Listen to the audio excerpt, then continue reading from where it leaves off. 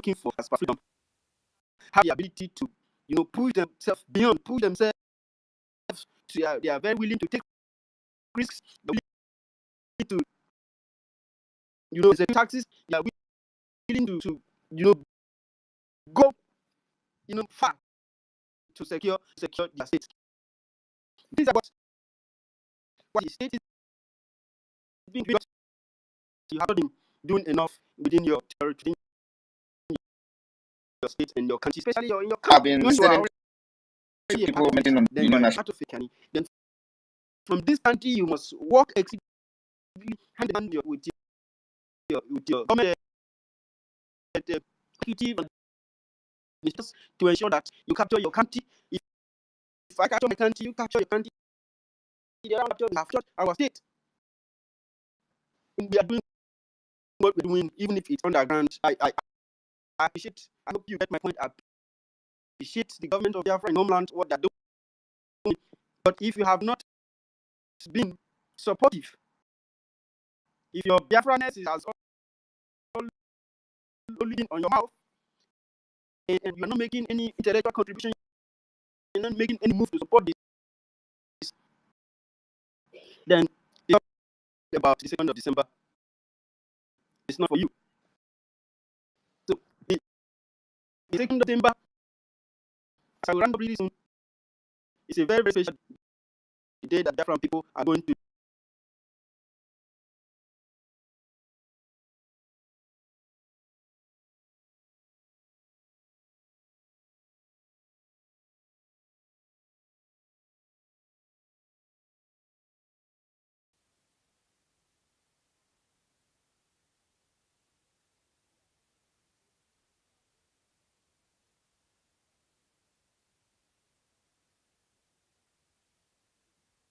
from Edube, you are from Aba, you are from all around Biafra.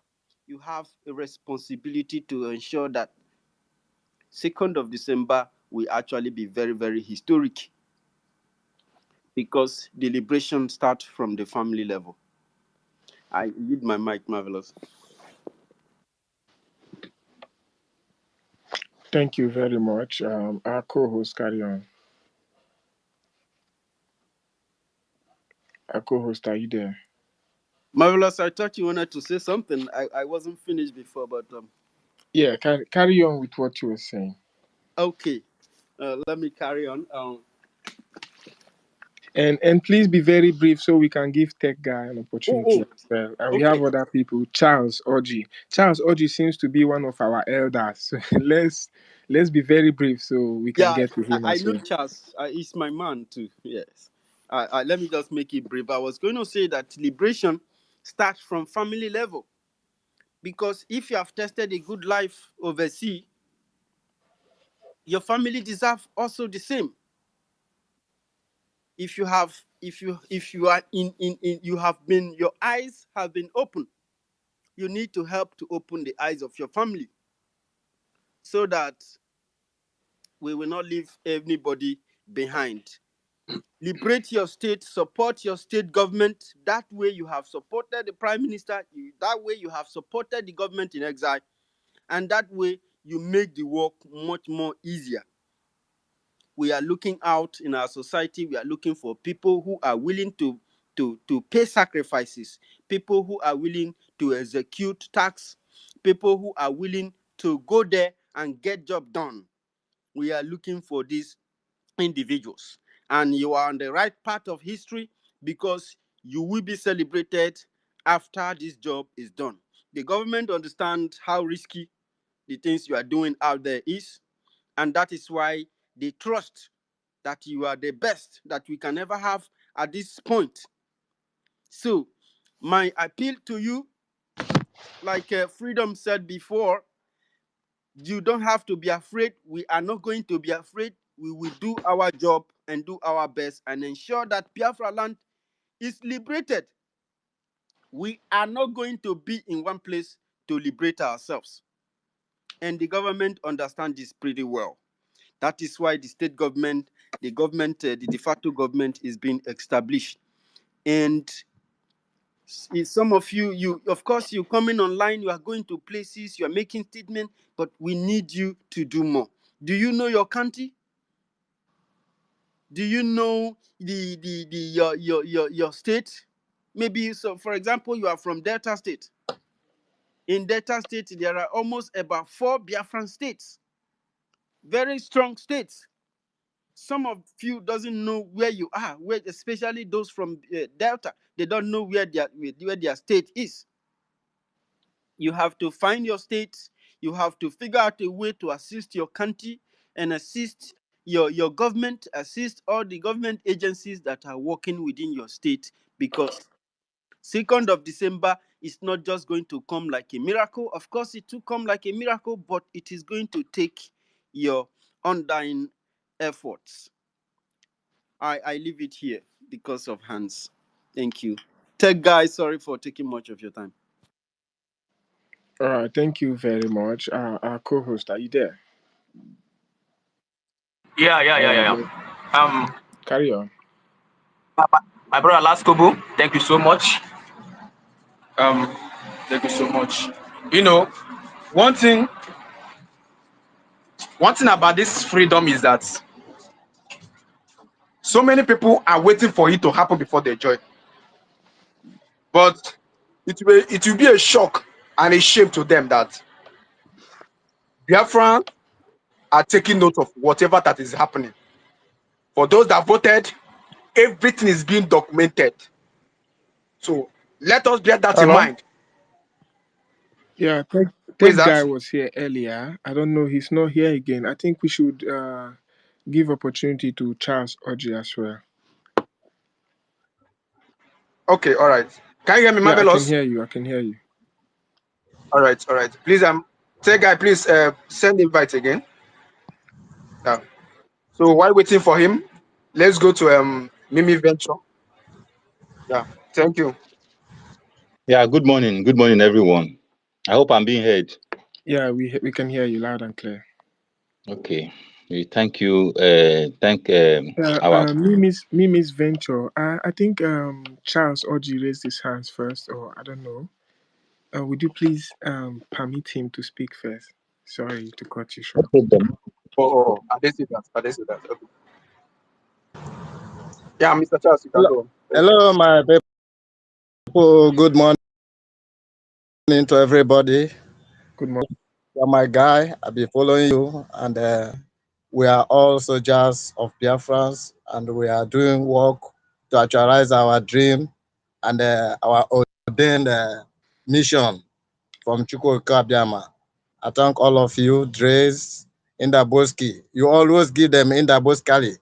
Anywhere I hear you thundering, they will be crying. When nobody is pursuing them, they will be running. You know, that useless or Labisi was kind of saying, he will do you this, he will kill you. You cannot kill somebody you are not seeing. You know, and somebody asked a question, what of if you, Indaboski is the first person to see you and to hold you, what will you do? And they're afraid, he's shocked. Because you don't know. Most of them they know what is coming already, but because they are be paid, like one of our brothers is always saying that they just increase their salary. That's why they are making the noise they are making. You know, come 2nd December this year, they will know that what we are doing is not ordinary something. That God is on our side. You see, so I want to thank everybody that be contributing one way or the other to create awareness. Like it's like now many people have coming to me. Yesterday I voted about 3 people, and they said they will bring their brothers and the other people to vote. So I'm already at homeland. I'm based in Warri, but I'm from Enugu State. A lot of things are going on. Many people they just choose to be ignorant of what is going on, but on that day they will all open their mouth. Some will be accusing, like somebody is a politician. I'll be telling him about Biafra struggle and where we are going. He's telling me he like Biafra, but this thing, it is not going to be easy. I said, what do you think? What did you know about what we are doing that makes you feel that it will not be easy? Is very easy. Just try to follow up so that you know what is going on in Nigeria. He said, no, you know what is going on in Nigeria. I can't tell him that he doesn't know what is going on in Nigeria. I said, do you know that the greatest headache eh, against Nigeria now is the Biafra issue? So if you say you know what is going on in Nigeria and you are not knowing, you are not aware of what is going on concerning Biafra restoration, which means you don't know anything about Nigeria. So, so he said, okay, it's true. You don't know anything about Biafra, but you know what is going on. I said, you don't know anything that is going on about in Nigeria. He said that was what I said. That September 2nd. I said I didn't tell you September 2nd. I said December 2nd. We are going to declare the restoration of Biafra. Then we defend it. That is when you will know those countries that that are with us. Nobody can come out open and say we are supporting Biafra because they don't even know whether you are serious. It's only when you show your seriousness, like what we usually say in Warri here. They say who get load now they fed they bend down. If you get load, you want somebody to help you. You will not stand and tell the person to put the load on your head. You have to bend down before the person who will help you to carry the load on your head will also help you. So that is it. A lot of things are going on where God is helping us at homeland here. Because of the passion I have in building my community and giving enlightenment. When the opportunity came for me to contest for the president general of the community, and you know what that means? They are the tools of governor because of my role in Biafra struggle. The king, our Igwe, is not too comfortable. He has another candidate, but people love me. People want me to be there. So because of that, he said that he doesn't want anything that will give him problem in his community. I said, well, no problem. People love me. People voted me, but he turned it down. He wanted somebody that will be loyal to him and loyal to the state governor. So they are seeing my posts, both my Facebook page. They know that I don't have anything to do with the Nigerian system. So they started, and because of that, he couldn't manipulate anything. At the end of the day, the election is still inconclusive. Saying that the other person is candidate with all their manipulation that is winning me with 3 votes. Why about 5 villages have not voted, and those 5 villages they're my stronghold. They promised to give me their maximum vote of 25. So because of that, they have not been sworn in up to today. They have not been inaugurated. They are afraid. A lot of things are happening, but I know that from December 2nd they will get the message. The matter also get to the local government, this commissioner for local government affairs, who is handling it in Enugu there. So they try to handle the matter. Those 5 villages brought a petition that they did not participate in the election because the government brought a letter to stop the election because they did not follow the constitution of the community. A lot of things are going on, but God is helping us. But whether they like it or not, whether they rant, whether they break their head, come December 2nd this year, they will know that we are not playing. Thank you very much. Let me give opportunity for others to speak. I'm still listening. God bless everybody. Yeah, Move. yeah, thank you, my brother, Mr. Charles. Yeah. One thing you should understand is that um, Nigeria, once you are enjoying the benefits and the sweats, the people, the so-called people you call your citizen, you call your own people, once you are enjoying their sweat, you know, in Nigeria, the person will do anything possible to still remain there. And that is the reason you see them doing any kind of thing to stop this Biafra, because they know that Biafra is the that will stop and I will put an end to all this rubbish they are doing. You know. So my brother Charles, as Jideki Nkiji,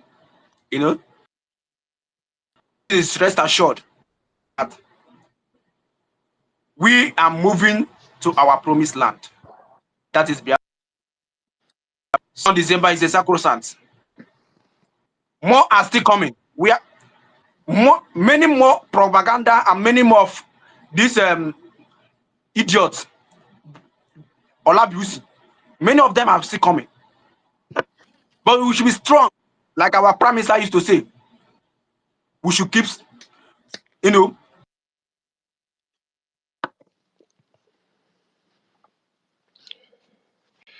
God bless you, our co-host.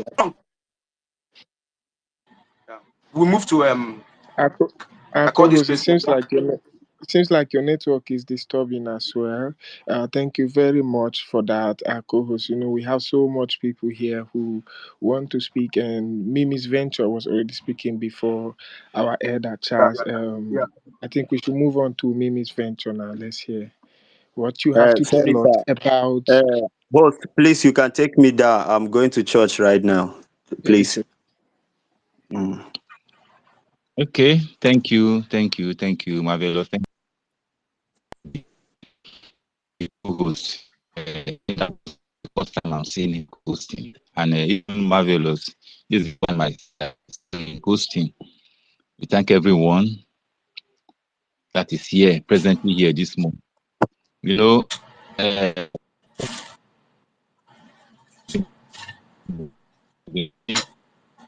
Mimi's Venture, your network is disturbing. I don't know if you need to go off and come back again. okay, I will do just that. All right then. Prior to that, brilliant is Brian William. Your hand is up. Oh, please let's take guy before his network kick him out again, Okay. please. Take guy, check if you can speak now. Take guy. Hello. Thank you, everyone here present. Thank you, fellow citizens of Biafra. Thank you, Marvelous, for the space. Thank you, in the host. Thank you, Drake. Thank you, Honorable Mr. Snow. Thank you, David Otumamoya, University, Christopher. Thank you, everyone. Ugoshi, thank you all. Tech Guy, thank you for coming on this space today. I'm going to dive in on the topic already. Before I dive in on the topic, let's talk about 2nd of December 2024. That is the latest now, because the December we are talking about is already here.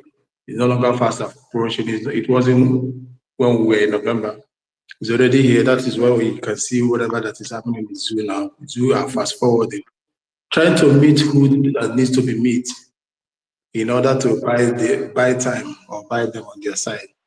But the first thing I want to say here is to the hello.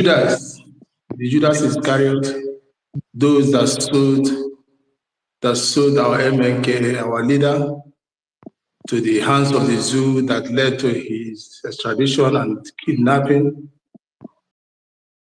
You thought you did justice to yourself.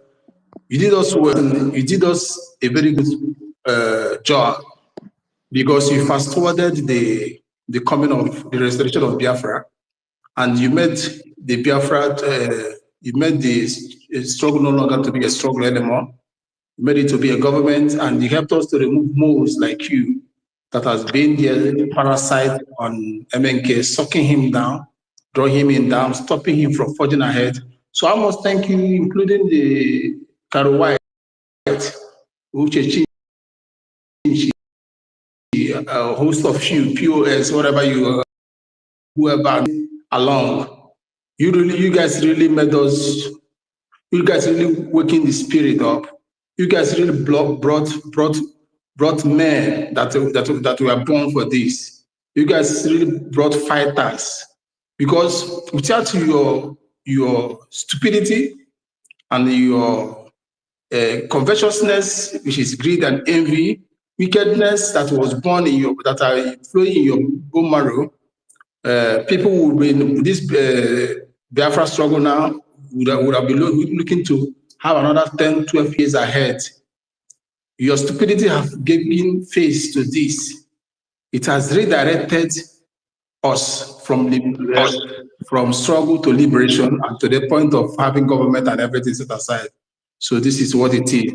Sometimes God uses our enemies to promote us. There's one adage in Igbo that says that lift Kenya. You guys gave us lift Understand?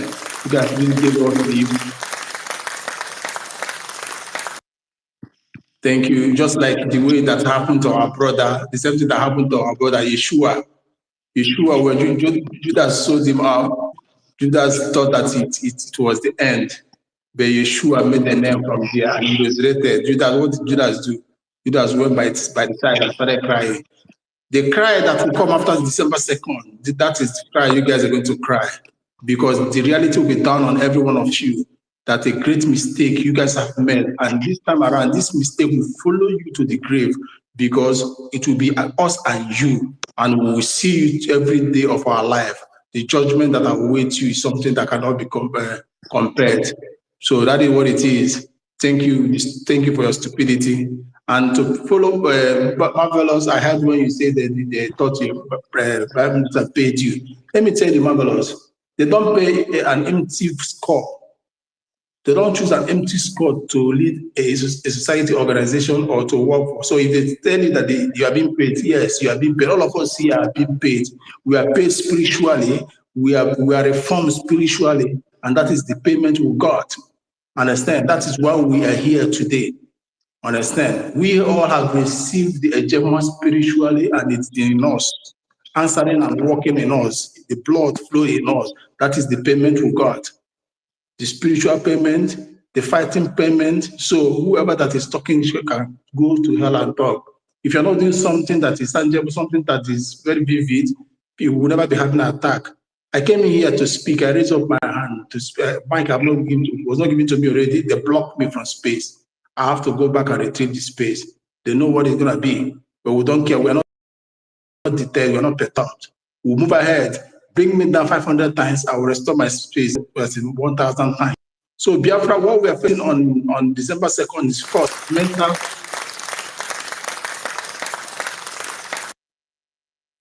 So Biafra, what we are facing on December 2nd is first mental emancipation. Mental emancipation, because we are not mental, we are, as in the Biafrans and those as in majority are mentally slaved. The zoo have changed the way we think, the way we reason, the way we see things. They caged us underneath them and made us to reason in their own direction. So the coming December 2nd will be emancipated from mental slavery of the zoo and the British at large. So we will see things that with reality on it. We will see things we never thought it would be. And that is when everything will be done on us. Many souls will be resurrected. Eyes will be cleared. All the things that have been covering the whole eyes will be removed for those of them, not us here, because we've already been freed from the mental slavery. So those are the first things that will happen to Afonjas, the Arewas, and fellow our other Biafrans that are in line with their stupidity and thought. So the first is that mental emancipation will happen. Then they will see. Then the world will not know. The world that were afraid of us before, they never thought that we'll be organized, that we'll get to where we are today, will now know that the reality has beckoned. And they had no option than to let these people go. Not only letting them go, they have no option than to start moving doing secret treaty, because come December 2nd, you will be seeing a secret treaty. The whole countries will be rushing. Please, how can we? The treaty will not be made open, but we know it's going to be happening after December 2nd, because the record is very massive that and the pregnancy is very massive that it must be delivered. Understand? As it's very large that the hands cannot cover it any longer, and the delivery date is due. So that is what is going to happen on that day, because technologically they will be seeing every result of it. The more than 15 millions of the votes that have been casted, everything, how organized the government is, how everything will be moved. They will be shocked with the result that will come on 2nd December. And with that will prepare them to be looking for how to move into treaty with these people. Because this is a government, they will see a government that is more than capable. They will see a government that is more than every other government in Africa already, among the 52 or 54 countries in Africa. They will see a shine that supersede the already existing 54 countries. So, and not only that they will see something that supersedes, they already know what has been endowed in your land. So, not coming to have a secret treaty, sign a treaty with you or show support openly will be tantamount to their future businesses or something. So that very day we see an influx of countries or coming to seek our hand, like the way it is, like the way women's hands are being seek in marriage. They'll be coming to seek our hands in a house of fellowship, see the house of friendship, and the rest of them. So that is things that will be coming, and will be coming. A new dawn, a new day will come in the life of Biafrans. In the country called United States of Biafra, a new day, a new beginning, like it was sung in a song. A new day has come. That is one of the things that are going to come on the 2nd December. A new day will come in everything, not only in our life, in all our governments, in everything, as in a voice, morale, which will rise up. Even we that are here on the space, on that the space will be filled with morale. Understand? As the pictures and everything is flowing on, by force. It has gone beyond the dance of Mama, help me and dance this, or beat the drum. The drum will be beating on itself, and dancers were dancing from every angle, so that even be needing an invitation or being called upon. So many things that will come on that very second. Let me just raise my case here, allow other people to make their submission. Thank you for the opportunity.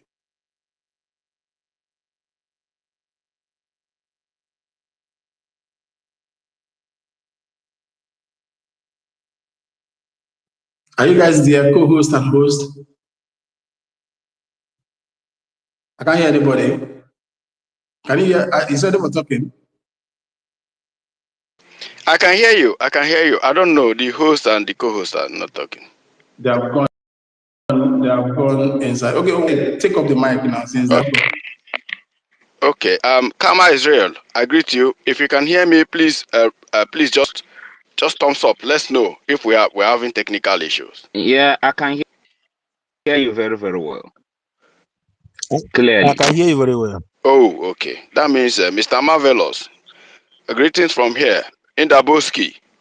I greet you from here. I greet each and every one of you for coming on this space. Starman, my man. You know, say today now your day now, so we are waiting for you. I greet each and every one of you, and you're welcome. So today is my first time of joining Marvelous in this space. Mr. Marvelous, I thank you so much for this opportunity that you've created to bring this topic. I always, thank people who open space in a special way because it's not easy. It's not easy. So, and we don't take you guys for granted. Trust me, it's not easy. A lot of people, most of us who are in diaspora, I know work, but for someone to sacrifice his or her time to come up, to create this awareness, man, is one of the things that will make us win Biafra. So I thank you, Mr. Marvelous. I thank you, Indaboski, for co-joining and opening this space. So I want to talk briefly about the criminals who has been paid by Nigeria to make sure they destabilize what we are doing. I want to correct that last Kobo said something about BC or Labisi. I want to tell you that the guy is from Awo Mama, Imo State. His name is Ndubisi. He's not Olabisi. I know him. And one thing we should never take on this space is threat. All right, threat. I made a very, very good research, and I find a way of exposing some of them who come here with fake accounts to intimidate Biafrans. All right, but I was interrupted by the government of Biafra. They said I should wait. That is not necessary. Exposing anybody will never do us any good. But when Biafra comes, that we are going to, all of them will face justice. It's a promise. All of them that are doing this thing against Biafra deliberately, just because of their selfish reason, because of the little money they are giving them for data. They have decided that their soul is dead. Just for the sake of this little money, they have decided to rubbish Biafra. Well, there is time for everything, time of sowing and time of harvesting. So last Kobo, I want you to understand that their time will come. And when the time comes, nobody will stop them. If Biafran government decide to forgive them, we will also ask God to forgive Satan. And that is why I am praying that I will become an immigration officer when Biafra is restored. So that I will follow and wait for them at the airport. I know them by their faces and by their real name. As they are landing, we are going to arrest them.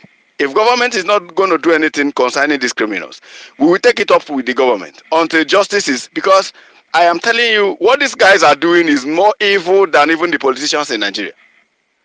I have exposed how powerful media is. Media is very powerful. You don't just come to media and rubbish somebody. A media personnel can kill somebody's political career. Take it from me or go and verify this. A media personnel can rubbish a business, a big business you've built for centuries. Just a media, a simple media outlet can damage that business forever. These guys are not doing us any good internationally, but we warn them. Chukwumeze brought up a space yesterday where we deliberated concerning them. And I told Chukwumeze that we have won forever. Those mistakes of 1967 to 1970, we have corrected them. And now Biafrans are aware how evil they are. I don't want you guys to, have any time. They don't give me mic on this place. They don't. Because if they give me mic, I am going to disrupt this place. Anytime they give me mic in the space, that space will crash. It will have problem. It's a promise. Anytime. Now, yesterday, even this morning, I did. Olabisi refused to, as they call him, Olabisi, he refused to give me mic. Why? Because I have done something terrible to them. More especially the one called Africana. Yeah, Africana will never give me. Africana will be shouting, that third guy is here. The third guy is, don't give him mic. Don't give him. So they know me. Even if I join with another account, they will still know me. They almost marked all my account. Forget about these people.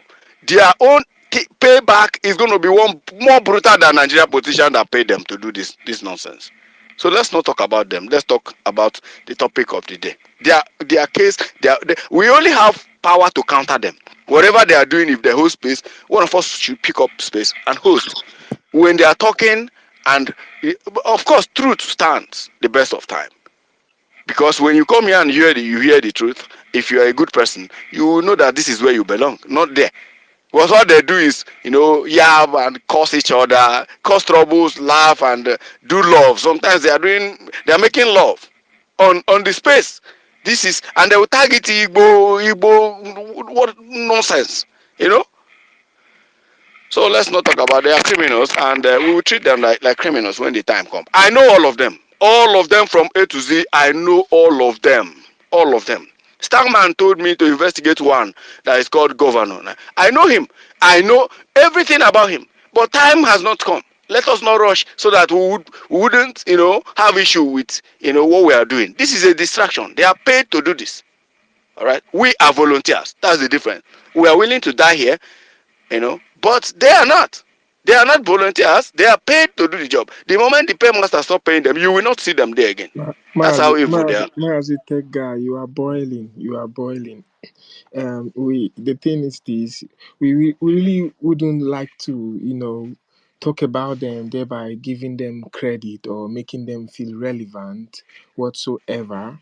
The thing is, they do what they do, they are on their own, and we do what we do. We're not even here to counter them, we're just doing what we do. They are here to counter us. Yeah, they come to counter us, they create their own space to counter us, but we are not here to counter them. We lead, they follow.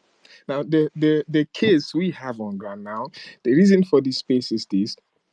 Ojukwu declared Biafra 1967, and it led to a serious war that cost us over 3 million people. And now Simon Ekpa is about to redeclare Biafra 2nd of December, this 2024. Now, what do you think will be the outcome, having known the outcome of the first declaration and what it has cost us? Now, with everything that has been put in place, and like you said earlier, the errors of the past have been corrected. What do you think we should look forward to? What should be our expectation after the declaration? Thank you. Wow, Arize, you thank you very much. Thank you. I was actually coming to this, but I just want to water down, so that we wouldn't talk about these criminals Yeah, again. I know you are Anybody who wants boiling. to I know you pick are up line. boiling, but let's forget about them. So, of course, what they are doing is annoying. And all right, based on your question, uh, you know, Biafrans should understand that you know we should not expect much. Now, what I mean by we should not expect much is because if I don't make this thing clear, it will look like it's a joke. So many people here who has been following us think that after December 2nd, Biafra will automatically become independent. Yes, actually, Biafra will be independent starting from December 2nd. But look at what is going to happen. What I think every other country, based on history, passed through. Once declaration is made, there's what we call, you know, internal and external war. That is our expectation. We are going to face internal and external war. Now, let me explain this so that not after December 2nd, some of you will give up. I know how our people think. I know, they will be like, Simon Ekpa promised us that after December 2nd, we will have Biafra. And today is December 10th, and we have not heard anything. There is going to be media propaganda that will push this narrative. And our people, most of our people will buy the nonsense. So let me explain what I think is going to happen. Now, after the declaration, our media spaces, we are going to, increase more viable media presence. Listen to what I'm saying. Like me, I already have 5 Twitter accounts. One is my major account, which I have over 200k followers. That one bears my name, my real identity, and my picture, and is a verified account. I have another extra 5 accounts, which include this tech guy, and all of them are active. I bought phones specially for all of them, like Nachari phone, Koyala. You understand? So I make sure I use them to tweet about Biafra every day, you know, and I urge every media team to do so. Because every Biafra now is a journalist. That is the truth.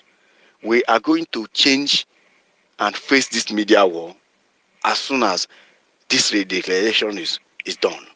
Now, we are going to populate the media space. Every social media, if you are not talking about Biafra, you are not talking. And I will must make sure that anybody who posts anything, we have to, this one is not like we are leading. No, we have to counter every nonsense anybody may have said. Once you say something bam against the declaration of Biafra, you are going, in 2 minutes, you are going to see 30,000 people commenting and rubbishing your life and reporting your account at the same time. 30,000, not followers, not you, not these are not followers, but you are going to see that you never, even if you have 10 likes, that 10 likes will be like the one you bought or the one, the so-called followers are following. So we dominate everywhere. That is number one. Because it's also war. Media war contributed to the failure of 1967 to 1970. So that is number one. Number two, what I'm expecting is that the government of Biafra, of course, being led by our Prime Minister, able Prime Minister, Mazi Simon Ekpa, is going to actively engage international community. Engage international. Where is this document? You bring it. Where is this one? Do you have de facto government? Yes. This which I believe by now everything is set. That's why I said we are set. Like we are set, we are ready to go. Then international community now we now start forming what I call political alliance. This alliance will take place because a government is there already. Now, those who want to do business with Biafra will say, okay. Those who want to support Biafra will say, okay. I am not even going to see, because these who have no money right now, Tinubu have looted every money. They don't. I'm not expecting anybody to start trooping an arm and ammunition and start. No, I'm not expecting this, because. But if it comes, fine. We are also ready for that militarily. And by the time every document is verified by the international community, because what made some people never to come directly, some countries to support Ojukwu, was because of fear of international law. Because of fear of international law. Everybody knows that Nigeria don't own oil. Biafrans owns the oil. They know. But why? Because Biafra, you know, then, led by Ojukwu, did not have what our prime minister have today. All right. So nobody wants to be persecuted, sponsoring, rebels in the nearest future. Nobody wants to be persecuted. So all of them we are dodging, even though they know that what is happening, what Britain is doing to Biafra is evil. But they are running. But this time around, we have identified all these problems, and of course, when you look at the cabinet that is working with, Mazi Simon Ekpa, you know that this is not a joke, man. This is not a joke. So we have identified all this problem and we have sorted it out. And the date is 2nd of December. After the 2nd of December, it's going to be a question and answer internationally. Then what I am going to expect from our people back home is precaution. Precaution. Pay attention to media. When media say don't come out, don't stay. When there's any day our prime minister or the information minister say don't do this, pay attention. Then and watch how things will go. Watch how 2020 from 1st January 2025 down forward. Watch how Nigeria will be begging. No, we love Biafra. You will see this same lie, Mohammed. This same year, all these criminals that have been saying, you will see all of them will be running to Simon Ekpa. Everybody who is talking ill against this government, you see the identity will start changing.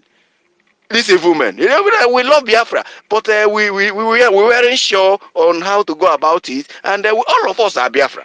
You see, all these evil men who has money but have refused to support what we are doing, you will see that all of them will start claiming Biafra. Just don't take my word for it. Watch out and see what is going. Do you know why? Because the snake has been cut off from the head.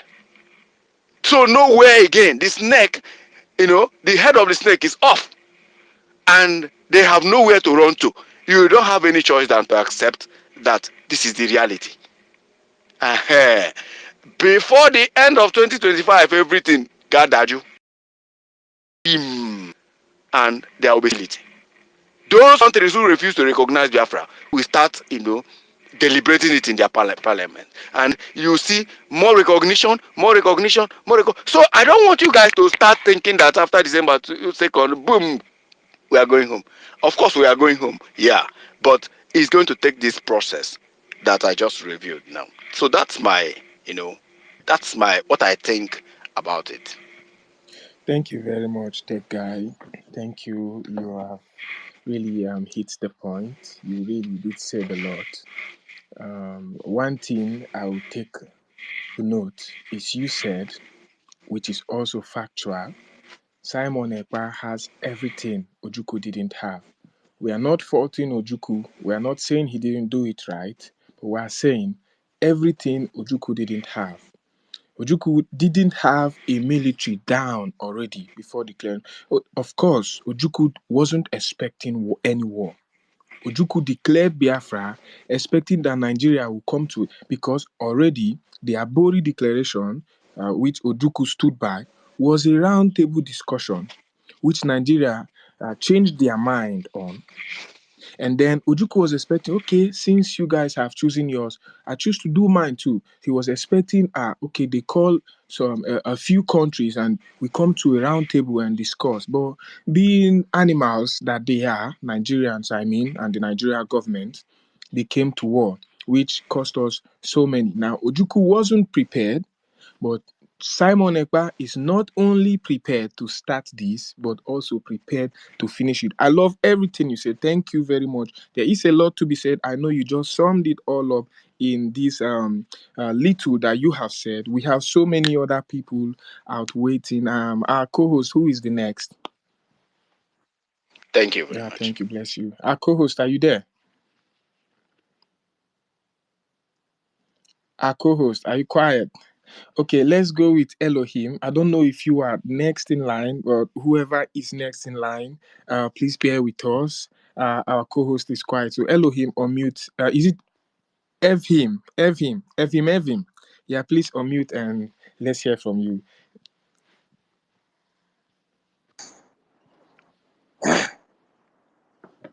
Yeah, hello. Ella, we can hear you. Is it Evin? Yeah, it's me. I'm speaking. Thank you. Okay, we can hear you. Okay, yeah. Good morning from here. Mazi Marvelous Good morning and to you, one. co-host in the Boski. Good morning, fellow Biafrans. Thank you for giving me the mic. I appreciate it. So, the topic, let's talk about 2nd of December 24. Okay, thank you. So, I have been following for some quite long. For some Please, sorry to cut you short. Please be very brief. 1 minute is enough. Just tell us something. Thank you very much. 1 minute. How can I speak for 1 minute? Okay, just Yeah, as much as you can. Just be very okay, brief. I will not be long, but it can't be 1 minute now. It's All still right, short. all right. Thank you very much. Thank you. So let me just be fast. So the 2nd of December declaration is very, very important in any struggle because without declaration, there is no way you can even talk about having independence. First of all, you must make that declaration. That is the beginning of the fight for independence. So the 2nd of December declaration is very, very important. So and that 2nd of December, so many people I used to go to all this one Nigerian space. Most of them they thought that 2nd of December that Biafra is going to come. See, Biafra did not come by 2nd of December, then they will know that Simon Ekpa is just he said he has declared Biafra will come. He did not declare Biafra will come last year. So most of these people they don't even understand anything about freedom. So this 2nd of December is not as I know most of us Biafrans will know, but most people that do not know, it's not that 2nd of December that Biafra will just come and Biafra become an independent state. No, that is not what it is. It is just an official declaration so that the world will know that Biafra has been officially declared again. So, and once that pronouncement has been made and there is a document signed and people come together and signatories gather, everything has been, the referendum has been counted. So it will become officially. Because like now, for example, you see Amazonia, they declared independence 2017. That was when their first leader. Am I coming out, please? Yeah, we can hear you. Okay, Amazonia, they declared their independence 2017. Their first leader now is in prison in Cameroon. His name is Ayuk Tabi. So when he declared the independence, after he was arrested and is in prison. But he also formed a government. That government that he formed is existing now is still existing now. They have cabinet and everything. They also have they have a president. So after that declaration, that is when the struggle for that is when the real fight even starts. So they have been fighting now since that 2017. So every year now they used to They used to even celebrate Independence Day. That was that day of their declaration and all that. So they are very strong now. The international community recognize they have had many discussions. You see, even this Dr. Shuayaba, he is not the main person that is representing the Amazonian government. They have a president right now. So that independence declaration is what makes them to have a kind of a very strong ground in that movement struggle. So the declaration, once you do make that declaration, it will give you a kind of in short, you will become so value. They will know that yes, this thing has begun. So you have enough a very strong uh, power to do many things. Not the one that you are just doing without any uh, uh, uh, uh, how will I put it? A kind of the gathering or official arrangement. So the declaration is very important, and once that is done, it doesn't matter how long it takes to restore Biafra. That structure has been there, and the Nigerian government, they cannot do nothing until they will come to table. The structure will be there until Biafra is restored. Just like the one Ojukwu declared in 1967. It's just a similar thing that is happening now. Just that this one is in different. It's just a little bit different, and because of the way we are going to do it, it's just similar. It's just the same thing. So after the declaration, it means that from that day, the Biafra automatically has become an independent state, which means they are officially become an independent state from that December 2nd. So that is what it means. So the job now is for the Biafra to begin to fight to chase Nigeria out of their territory, because Nigeria is occupying their territory so that is what it means. So it does not mean that 2nd of December that everything that Biafra will come. No, it's not. That's not what it really means. It really means that Biafra will become officially a state, an independent state, but the territory is still being occupied by invaders.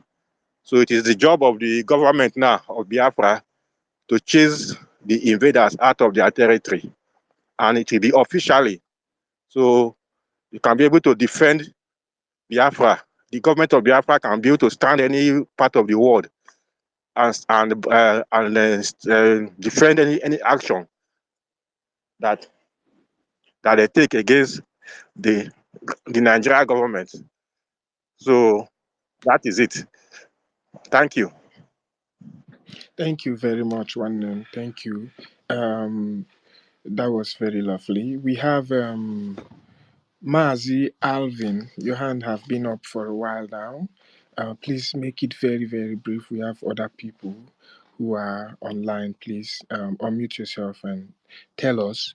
You know the topic of the day.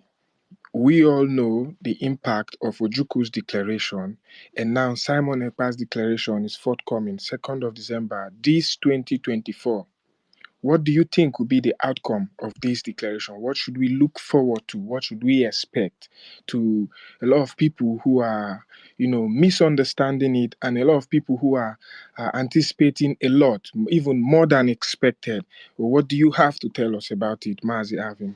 Over to you.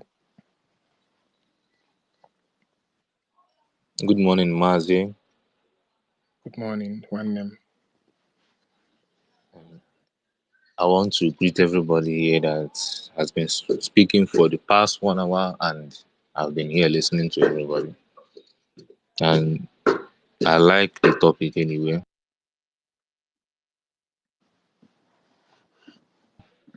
One thing I must make everybody knows is that we have declared Biafra. Biafra is here, as people will be expecting. No, everything have process. Like some lay people now will be thinking that by 2nd December, after the declaration in Finland, they will be expecting not to see Nigerian police and some territory. It's not going to be like that. We will still see them, but they are going to be packing their load small, small. It's like somebody you expected to leave this territory at so time. So they will be packing their loads small, small, small, small. They will be leaving, and that leaving, that packing and leaving of their loads, we only come from our government in exile achievement internationally. Because I believe from what our prime minister and his government has been doing so far, nobody who doesn't know that Biafra have a very long leg more than Honest, Nigeria now. it is not his government, it is our government. I know. Why I'm using his government is because of so-called idiots that always come around, keep on saying that he's not our prime minister. Who made him prime minister? Don't mind them. Even if he's a madman that will bring Biafra, let Biafra come. Besides, Martin Nandikaro told us, if you have everything you can do to make Biafra come, do it. Those people could not do it. Rather, they are going to be the one to be putting a stumbling block for someone who will do it. My PM is my prime minister, and I'm very proud of him. I am very proud that we are going to be Abakalekalized to Biafra, which I am very happy. At least he has made people from Abakaleke very, very proud of themselves. Because for a very long time, they don't think that no good thing will come from that area. But I have told my friends, if you are doing anything with anybody from Abakaleke and he say, let us go and fight, he's not going to back down. So if anybody is thinking that Mazi Simon Epa is going to back down, that person is dreaming. You don't know Abakaleke. That means you are dreaming. I'm from Enugu and I've dealt with them in several occasions. So I know their characters very well. So I will be brief. From what I'm saying, our our our bridge lobby is doing very well in the US soil. That is where we have to capture first. Because in Europe is very corrupt. Very, very corrupt. Everybody knows that Europe's interest in Africa is too high. If you can take so many countries in Europe, if you remove African from them, they are going to be very poor.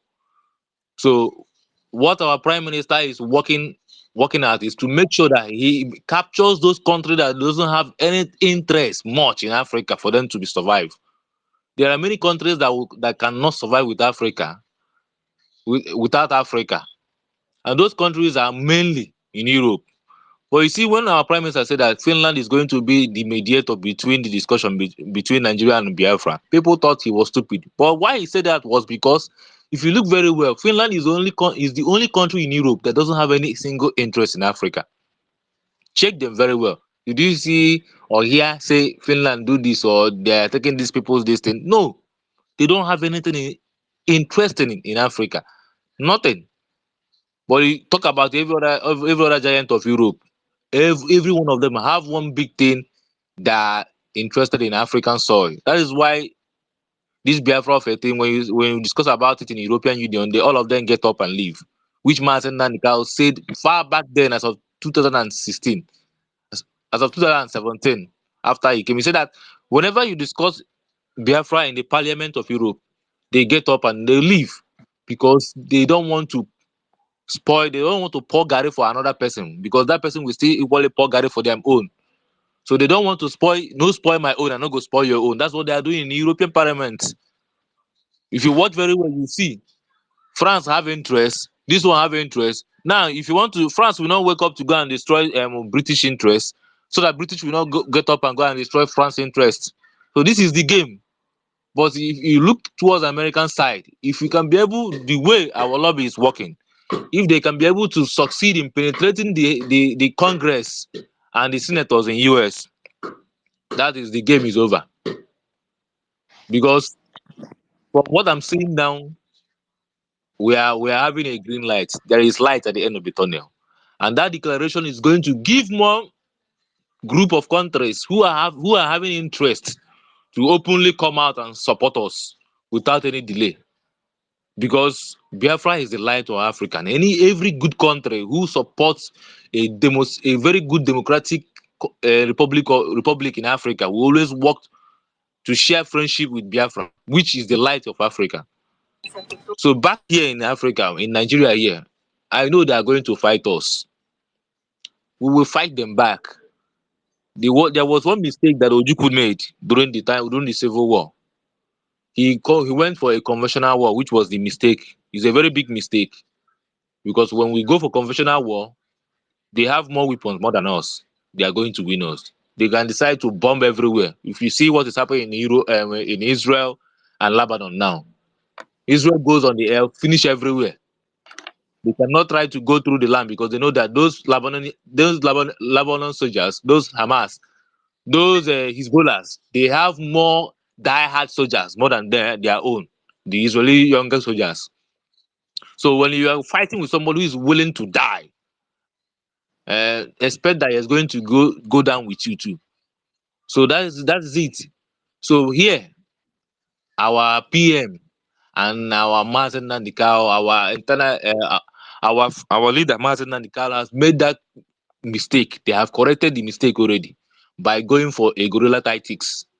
You see, there was a time Mazen Nandikao was telling us that there will be fighting and people will be going to school, people will be going to their businesses, but there will be fighting going on. So this is exactly what is happening now. That is why you see Christopher Musa crying every day in the Senate, because he knows that he's losing men. There was a time when we were crying. If you check as of 2021, every day Igbos are crying. They are showing us videos in internet, how they are killing us, murdering us, doing everything with our young people, burning houses. Those things, are they still happening now? No. It happened. They are the one crying. I am telling you because that's of 2021. I was in Imo State and I know what was happening in Imo State then. And when it extended to Anambra State, I know what was happening. So who doesn't know that? Who know the stories and thinks that the story is still happening is a liar. It doesn't happen. In fact, let me tell you, 70% of indigenous, as in 70% of soldiers that are working, that were posted in the barracks in Igbo land now, they don't like going out of their barrack to go to face our men. That is why whenever there's going to be a confrontation between them and our men, they are going to bring soldiers from outside barracks, maybe from other barracks from the northern parts, combine them. Then those ones that are working, that were posted in our own barracks, will be the one to go and show them the location. Then they will go back, because they know that after showing them the location, what will happen now is death. All of them are going to die. I knew how many times I have run for my survivor in Imo State. I know what was happening. I can tell you much about what happened in Olo and what happened in the Oru East, Oru West. It was very, very, very dangerous. There was blood flowing back there in 2021, early 2022. But is it happening now? No. So it will not happen again. And that is what our Prime Minister promised us. He said, if you kill people in my own time, there must be consequences. You cannot kill my people and go scot-free. This is what we expect from a man who wants the survival of his own people. That's a freedom fighter. He's not backing down. And Martin Nandikal made it clear, because he's a prophet. He said, they will kill us and we will kill them. And at the end, Biafra will come. And he still made it clear to us that we will form a government when the time comes. You know, all these Olodos who doesn't listen to Radio Biafra, who are shouting, claiming that they are IPOB media erat and all this, they never listen to Martin and the Carlo. We are never listening. If you're a good student of Radio Biafra, you will know that whatever that is happening now, that the only thing that is remaining is Biafra to come. And that declaration in 2nd December is the last thing that will happen. After that declaration, we will defend it here. We will be going to school while we are defending it. We'll be going to our businesses while we are defending it. We'll be going to churches while we are defending it. We'll be doing everything that we're supposed to do like normal human being while we are still defending it.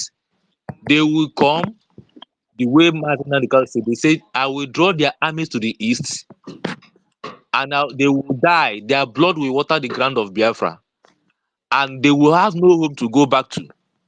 And at the end of the day, Biafra will come. And look at what is happening in the north. The terrorists that they are grooming will take over their land. You see what is happening. You can see as of 2 days ago, there was a Arewa Consultative Forum, what they said about that they don't think that in 5 years' time that the bandits will take over the whole northern Nigeria. And who doesn't know that bandit has taken over Nigeria, the northern part of Nigeria? There are people are paying taxes to bandits in Nigeria. And some people are even thinking that Biafra will never come. Oga, if a giant, a small thing, just let us Please declare call it these first. people terrorists. They are renamed. They are terrorists, not bandits. We know that they are terrorists. So let's just declare it first. When we declare it, we will declare the independent state of Biafra. Then we will defend it against the terrorist government of Nigeria. Because what Nigeria does is terrorism. And they will think they will go for conventional war. We will not do that same mistake, because the worst thing that can happen to you is to repeat the mistake of others, the mistake that failed you. We will never go for a conventional war. People that were thinking that we will declare it, we will not carry plane, carry jet, start flying up and down, going for war. No, we will not make that mistake. We will continue our guerrilla tactics, because that is where we will play them the game. We are the master of the game. We have the forests. We will deal with them mercilessly, that they will be the one to be crying, please, we want to go. We want to leave your territory. Can your soldiers allow us to pass back to our territory? Because we will make sure that as many as they have come, they will never go back home. I think you should remember there was a time they brought soldiers from 10,000 soldiers from which country again? Burundi, I guess. Is it Burundi? 10,000 soldiers they brought them. If you are going to Anambra State, you from Imo State, there is a checking point in Uli. That's where they camp those men. I believe, where are those men today? If you are passing Uli now, you will not see one single army in that checking point. If you check the town hall they gave them, they are no longer there. How many of them are remaining? You keep bringing soldiers, recruiting Boko Haram terrorists into the Nigerian military, and you expect them to defeat a volunteer army. You don't know anything. In fact, they don't know what Biafra is made of. They don't know the kind of people that are coming back to restore this Biafra. If they know it, they will not be messing around. They would have called for a peace talk, a roundtable meeting. But I believe they will do that after 2nd of December, because they are already seeing what they don't expect. How many of their jets is flying around Imo State again? How many of their jets is flying around Enugu State, Abia State, Anambra State? How many of them? Where is the Takona jet? The Takona jet they bought from you, where is it? Even Tinubu bought new ones. Where is it? These are things you consider. You will see that we are dealing with them. We are dealing with these men. What they want us to do is to come for a conventional war, which we will not do. We will not fall to it. They say, Mazen Nandikaro said that we are pushing them and we're showing them where they were going to fall, and they are falling at those places. You cannot continue to kill Biafrans and expect no consequences. You will die. This is a quote, and that quote is going to remain forever by our Prime Minister. You can't kill people that are fighting for their freedom in my own time, my own turn as their leader, people that are following me, and you expect no consequences. It's not going to happen again. So I'm urging every Biafran to just do one thing: keep listening to our Prime Minister, listen to the media team, because whatever our Prime Minister say, the media team will carry it along, and make sure that you oblige to every instructions that they are giving to you. If they say don't go out, don't go out. If they say stay one place, stay one place. If they say go out, go out. I am saying this thing because I know that after 2nd December, they are going to come for their last fight. You know, if you are playing what like this, there's a game we used to play. What? You say last card, then you now hear check up. After 2nd December, they will come for their last card. After their last card, then we will now give them check up, because already they are really, really tired. Check all of them. They are tired. It's very much in glass. As farmers, to eat now. If Hope Uzodinma can be as quiet and as calm as he is now, I don't think there is any other person that will do any other thing. I have been expecting him to speak something, to make a statement relating to the IDP camp in Imo State. He has not made any single comment. He has not made a single comment. This is a sign of we have defeated all of them. We are winning. The game is on our table. We are the one playing this game now. So they are going to follow us, or they will continue to run around the president of Finland. Maybe very soon they will start carrying bag for president of Finland to know if they will give them Simon, which is not going to be possible. The end of the thing is that they will come and sit down and we will discuss. If they think that holding Martin and the Carlo will make Simon Ekpa not to furthermore. No, Simon is not a coward like Chike Dozie. Chike Dozie and Chinasa, these men were never interested in fighting for freedom. If you listen to their background discussions, you will know that these men are not serious. That's why I blame all those people that we are listening to them. But most of them, their eyes are open. They have found out the truth. And they say only the truth stands the test of time. The time for the new child to be delivered has come. Let us embrace it. No matter how hard it can become, we all know that one thing is paramount. Biafra will surely come. Oga Agafe, 2025, that's the only thing I believe. And I know that God, in his own infinite mercy, knows that the plight and the cries of the Biafrans has been a long cry for over 60 something years now. We have been crying of marginalization. We have been crying for the killing. We have been crying for the bad leadership we have in the Biafrans. We don't have a leader, no single leader. But God knows that even among our people, there are good people. He gave us the good people. He gave us the prime minister. He gave us the Biafra Republic government in exile. He gave us our government. He gave us our men on ground.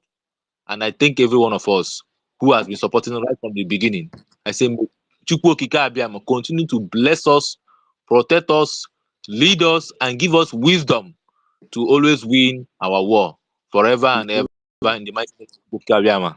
We say, Thank you very Mark. much, Wale. Thank you. I so much appreciate. My fellow Biafrans, Igwu Nezioku, winter is coming. If you know what I mean, winter is coming. And in respect to that, we have some of our honorables in the building. We have our Christopher Okenwa. He's a honorable. I just want to let him know that we appreciate his presence here. And because winter is coming, we have our Jon Snow in the building. Respect, Mr. Snow. I appreciate every one of you for joining in this space. Next is going to be Kama. Kama, on to you. Please unmute yourself and let's hear from you. I'm sure you know the reason for this space, so let's make it very brief and straight to the point. Thank you very much. Kama. Kama, are you there? Okay, while we're waiting for Kama, Onyeisi Biafra, are you there? Yeah, I'm here. I'm here. Good morning, everybody. All right, Good over to you. Good morning. evening, wherever you are located. I'm glad to see all of us again this beautiful new day. You see, about the topic, how 2nd of December will look like, what we are expecting. We are expecting positive things, Just like the guy, TK, formerly said, Tegai said before, he broke things down, and Mazi Alivin also said many things that we don't have much to be saying. But the thing is this, just like he usually said, once announcement is given, everybody should be able to heal to that announcement, give ear to the government, and expect to be obedient and support the government, more especially the finance area, because what we're going to face is Gloria War. That Gloria War, we need money, we need funds, we need more funds to be able to get it done. But unexpected, after December, so many things are going to go on. And The people should not be expecting that on the 2nd of December, once that declaration happens, Biafra has the government will start building houses. No, the government will start focusing on, diligenating Nigeria, bringing things down one after the other, because it's a complex town, it's a complex city. Many things that need to be put away must be taking place gradual by gradual, step by step. Whether it takes us 2 years, we don't fucking care. We are not no more in a hurry. The most important thing is this 2nd of December, the Re-Declaration of Biafra. That is the primary subject of Biafra.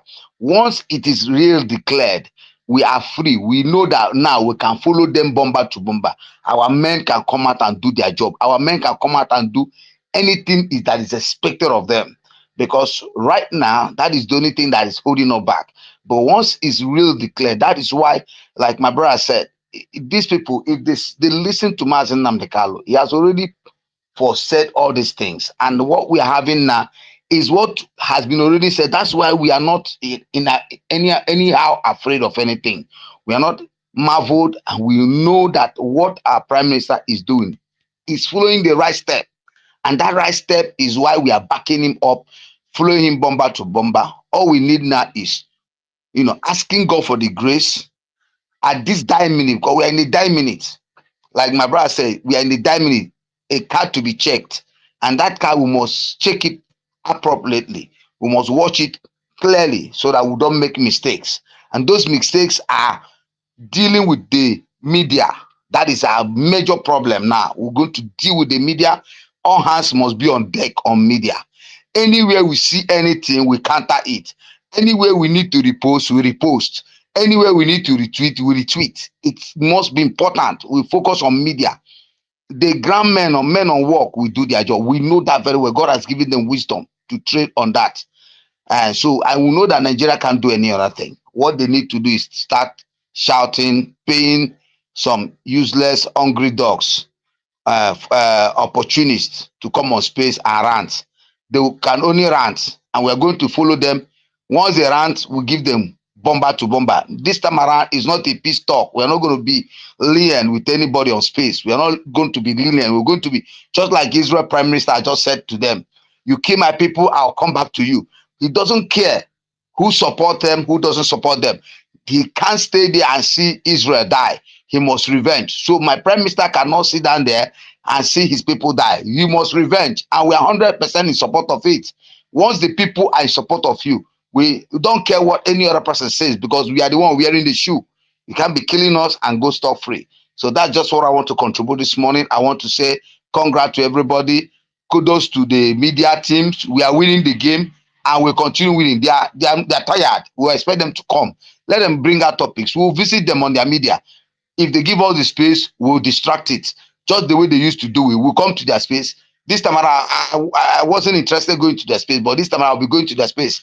But I pray that they give me mic. Once they give me mic, I'll do what I need to do to make sure that they understand that is not, that they are not the only people who know how to play the game. We know how to play the game.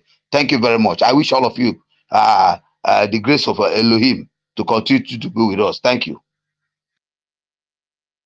He say, thank you very much, one name. Thank you so much. Our Honorable Christopher Okenwa, I believe he has something to tell us. Over to you, our Honorable. Yeah, thank you, my brother.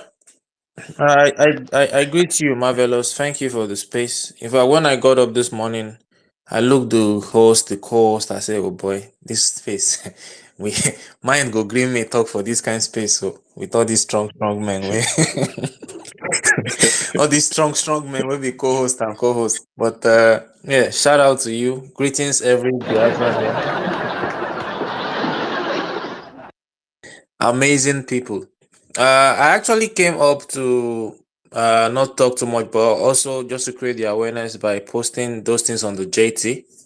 I urge everyone to actually go and read that article that says keep an eye on the Biafran self-referendum. And this self-referendum, this is one of the reasons why we're actually going to Finland next month. So if you've not gotten your tickets to the event, please do it. Sometimes you might be looking at your pocket. I always tell people you can buy one ticket first. If you the convention one, you buy that one first, then maybe the flight ticket, the money go come, just the buy as small.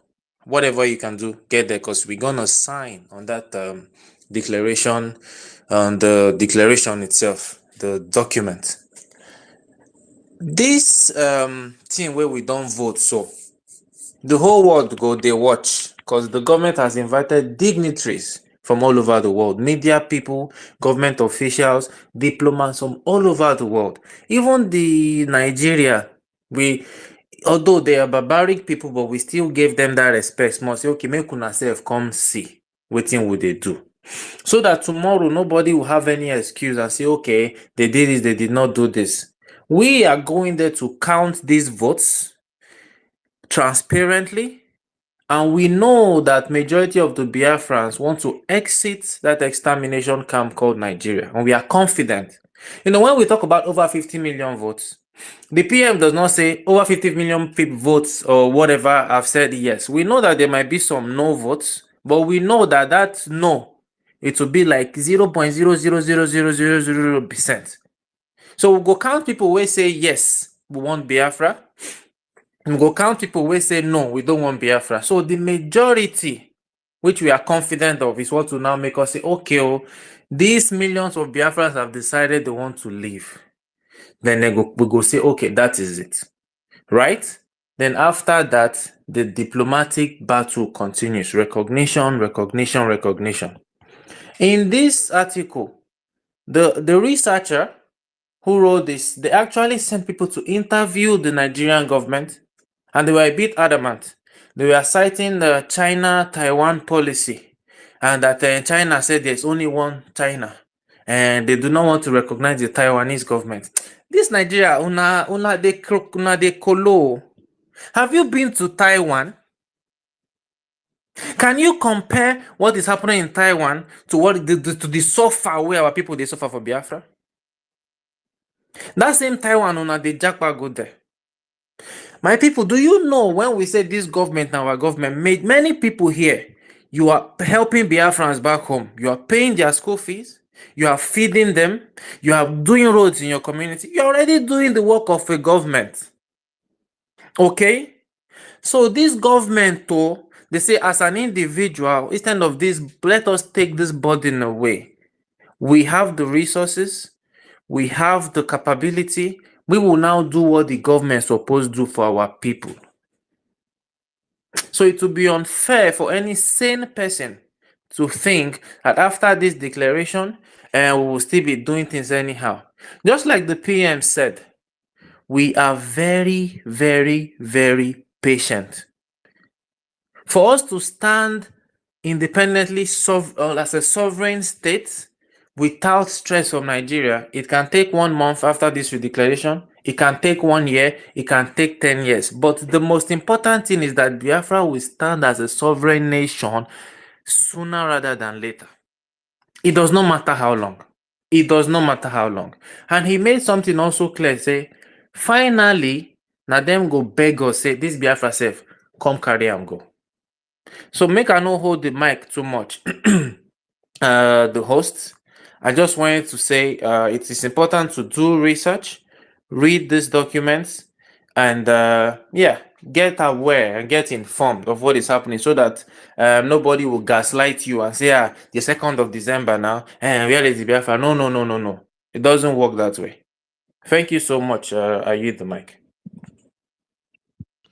Thank you so much, my honorable. And to our audience, if you don't know who we just heard his voice now, he is the deputy head of the Norway Liaison Office, and I see him as the ambassador to the Biafran embassy in Norway. Forget matters, he is also the deputy secretary of information and communication. That is why I call him honorable. My honorable, thank you very much for this. And Biafrans, we should pay attention to every detail, everything he said. We heard about the article he asked us to go and look into. We know his page. We should go there. We will find it and highlight it as well. Make sure we keep ourselves informed. I'm really happy for You, my honorable, thank you for coming on this space. Thank you for speaking to Biafrans. We love you. We appreciate all your good works and everything every one of you in the Biafra Republic government is doing for us. We say kudos.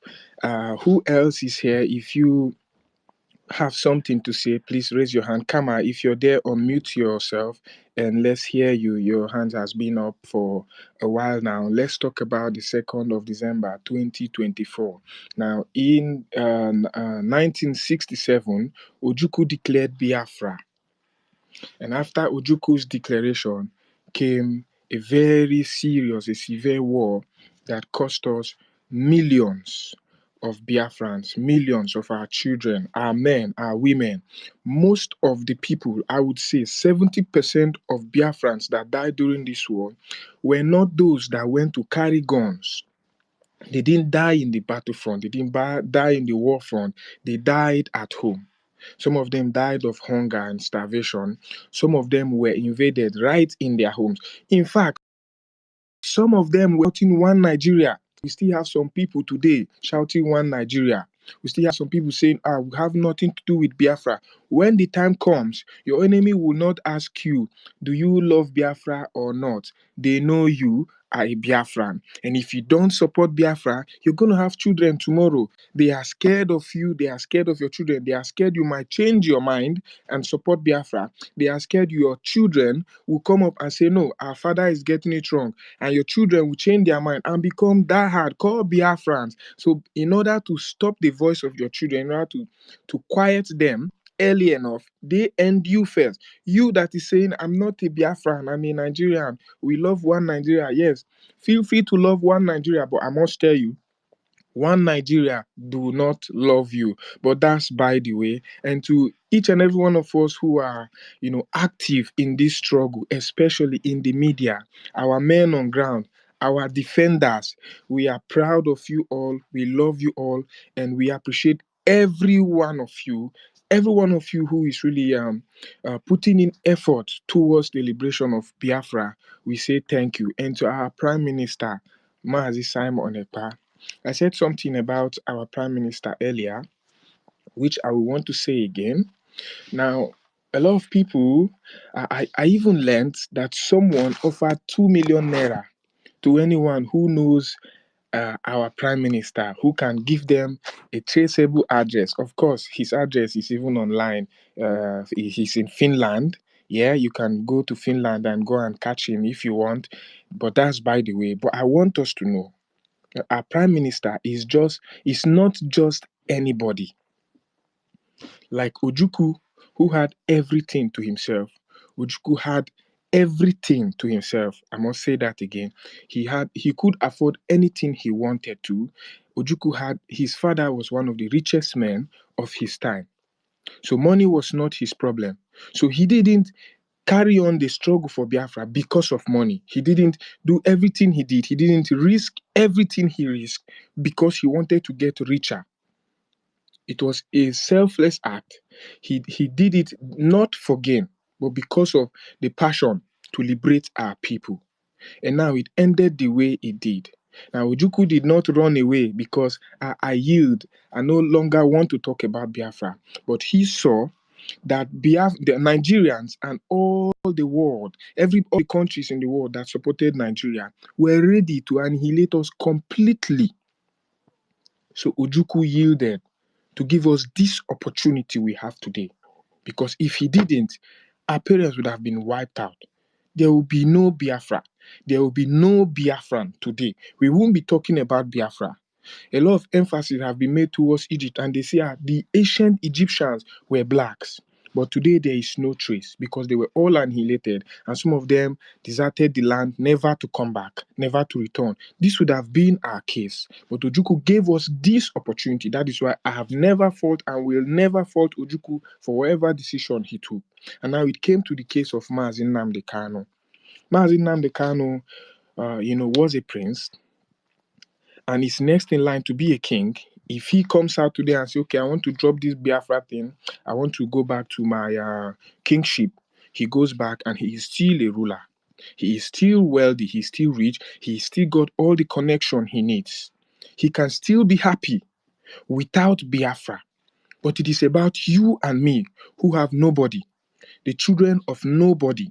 I said it before, I have no uncle as a result to the war.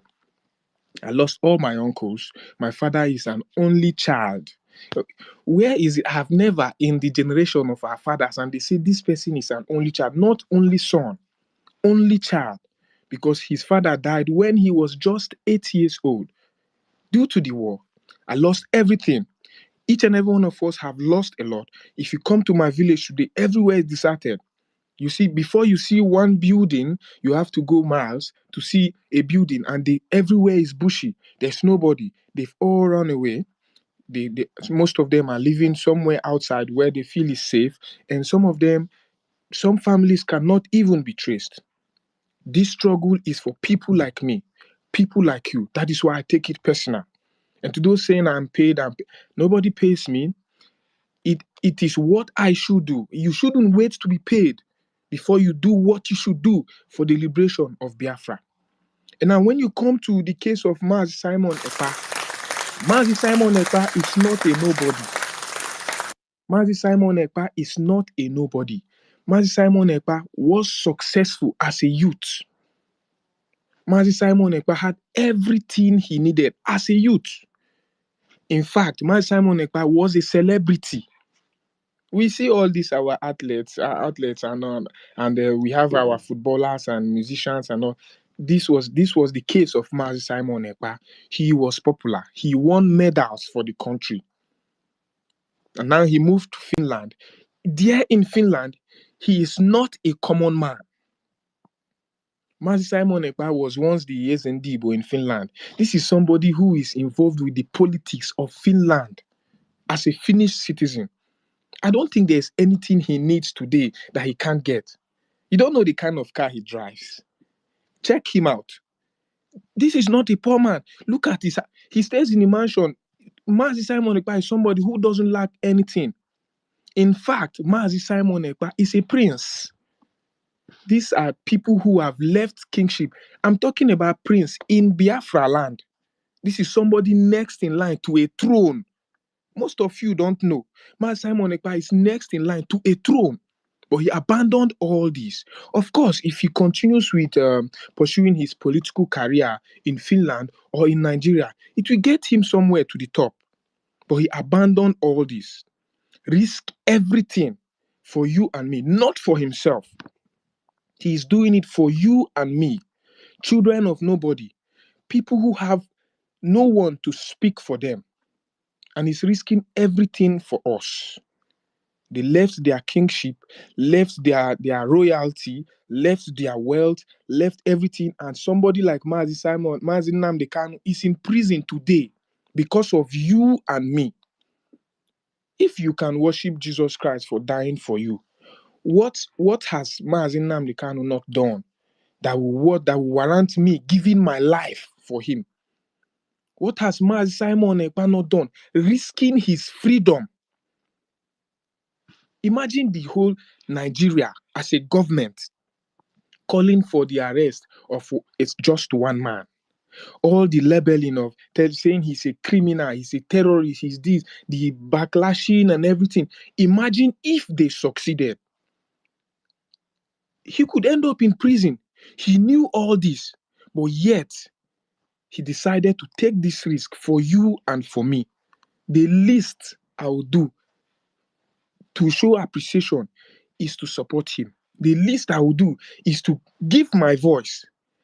If Mazi Simon Ekpa is a deity, he will be my religion. If Mazi Nnamdi Kanu is a deity, these people will be my religion. If Biafra, as it is a deity, it will be because that is the only hope I have. That is the only hope I have. A lot of us who are living in diaspora, some of us got here because we came to study. Some of us got here because we're seeking for greener pastures. And when they ask you, you say, no, I'm just settling here for a while. I have a home. But no, you don't have a home. You're not just a settler. You're not just a sojourner. You are in exile. You are in exile as long as you're not living in Biafra because you have nowhere to go. Can you go home? No. Even when you go, you spend a little while. How will you go home to your own country? I imagine a British coming to Britain, and then you're going to hire police and the military and make long convoy just because you are rich. You are scared of being kidnapped. What more? How else can you define bondage? Why spend all that money to be safe when you pay your tax? So what do they use the tax for? What do they use the money for? This is the responsibility of the government, but the government has counted us out, have exempted us from all the privileges that we deserve as a people, our money. And I see some people, you are proud that you are being paid to fight against Biafra. They take your money, most especially. I know we have them, a lot of them who are from Imo State, from Anambra, from Abia and other. Are people in Delta. They come to your land, take the money from your land, give you a little token out of it, and tell you it is your payment now. Go and fight against wealth that is being stolen by others, remains with you. I made my findings, I did my research, and I found out that 87% of the oil wells in Nigeria as a whole are owned by not Hausas, Fulanis. Not Hausas, Fulanis. Now, as far back as 1804, there were no Fulanis in Nigeria. But today, Fulanis are championing everything, everywhere. And then I ask myself, how did we get here? How did strangers come and take over everything? Yes, the British enabled them and made it possible, but what are we doing about it?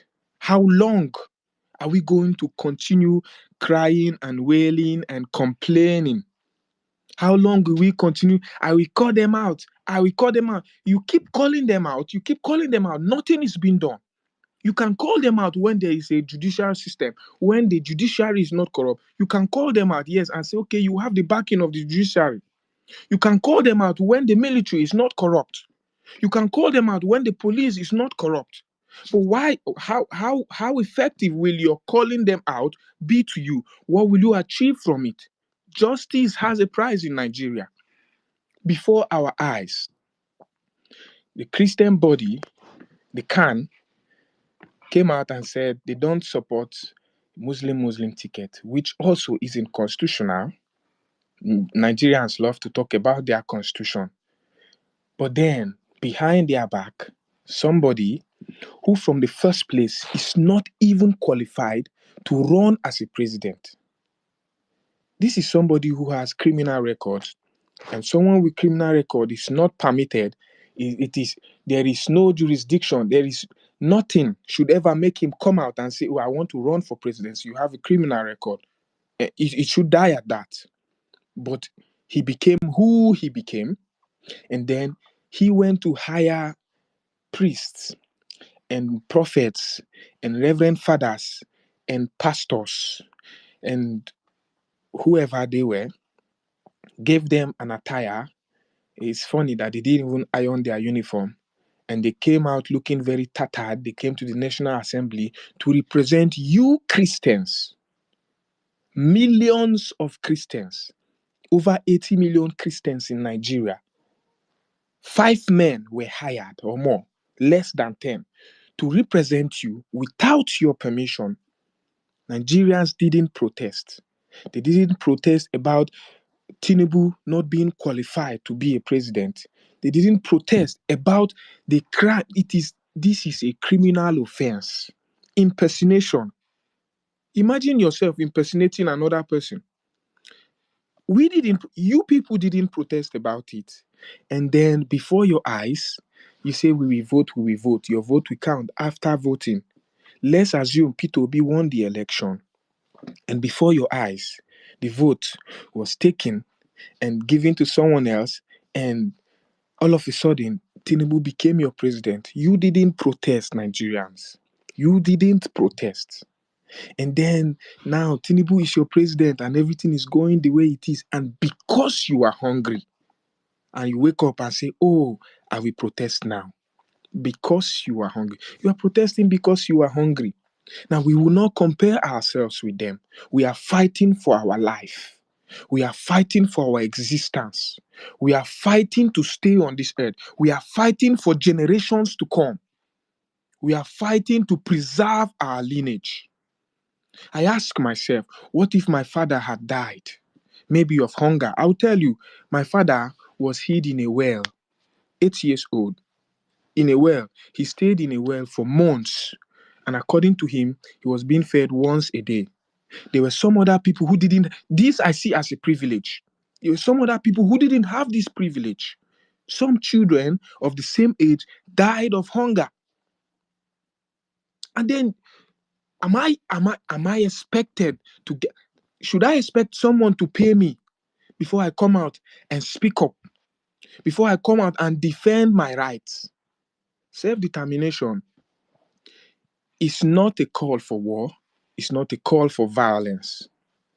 If I don't want this, I say I don't want it. If you have a problem with it, you go to court, you go to the police. But of course, there is no court in Nigeria. The court, the judicial system in Nigeria are like hired secretary, just like you open a business and you hire people come and work for me. Of course, whatever who pays you tells you is what you do. And this is how Nigeria, the system of Nigeria is being run. This is how Nigeria is being governed.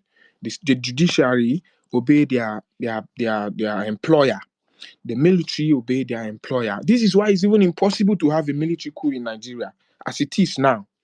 Because at that time when our prime minister exposed their plan to their plan for a military coup, what Tinubu did was he brought those people who he felt were going to be a threat to him. He didn't kill them. He didn't force them to resign. What he did was he increased their salary, gave them so much money, and then they bought their voice, bought their freedom, and then they kept quiet. Whenever they hear they want to revolt in the police, recently, just last month, the police were protesting. Even the military protested this month about unpaid salaries.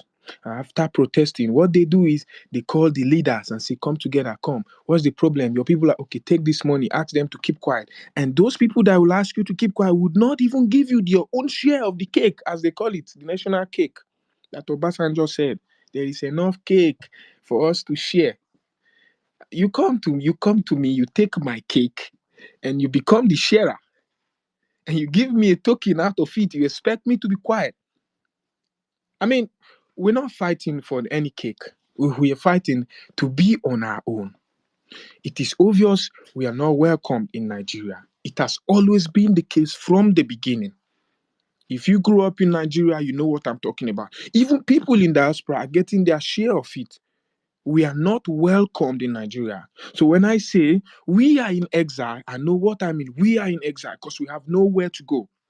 And except we fight, except we support those who have what it takes to liberate us, we go nowhere.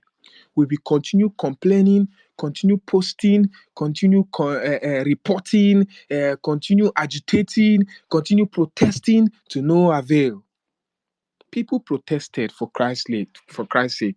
People protested and died for protesting. Who killed them?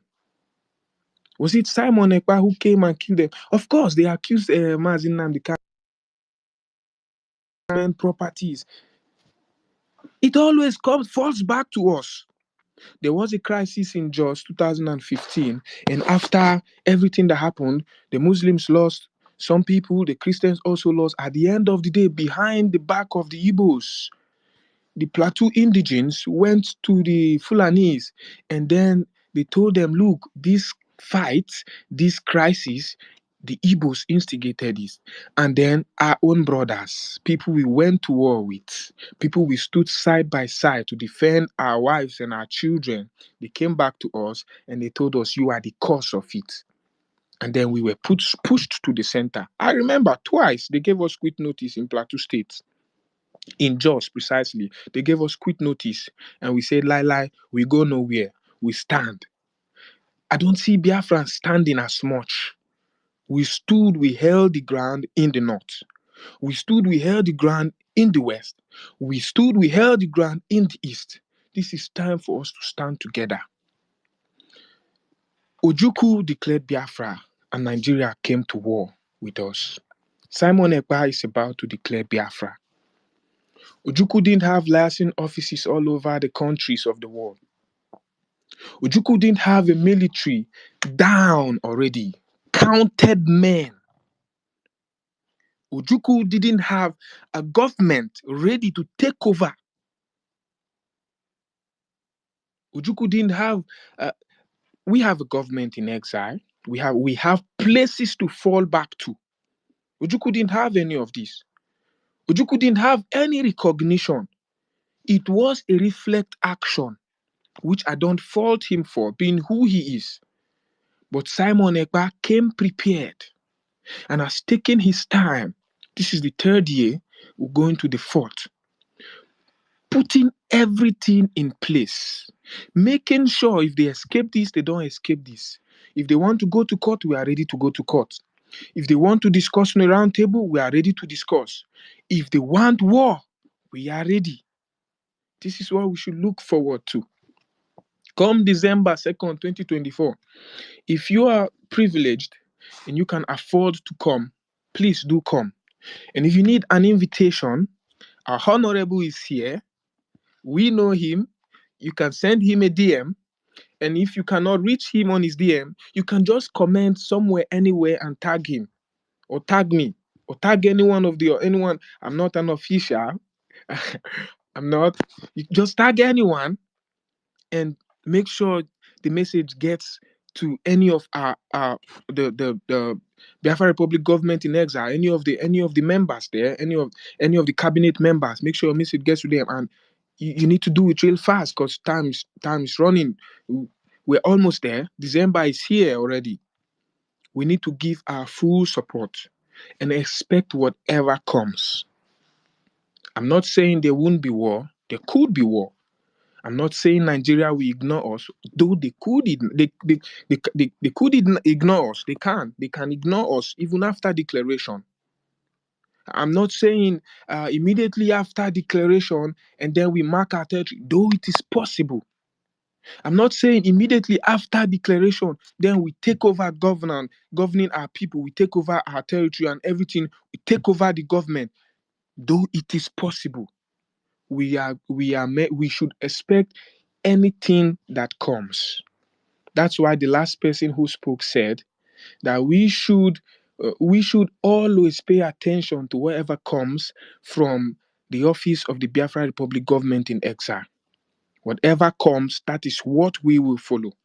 Whatever they say, that is what we will do. And to each and every one of us here, your spare time is not enough. Your spare money is not enough. Then Agoka said, I will not give to my God something that will not hurt me. I will not give something that will not cost me. So if you are bent on, well, this money I don't need it, I just give. No, you should do more than that. You should do more than that. What we are talking about is our liberation. We are talking about our voice. A government where even if the vice or deputy of our prime minister does something you don't like, you can speak up and be heard. Not like in Nigeria where a common local government chairman will come up and act as if he is God and the people have no say. Criminals are people that are presiding over us. This is unacceptable. And if we don't change it in our generation, I'm not saying things will not move on without you. But come on, what will be your story? What will you tell? You have children tomorrow. If you don't have one now, you have grandchildren.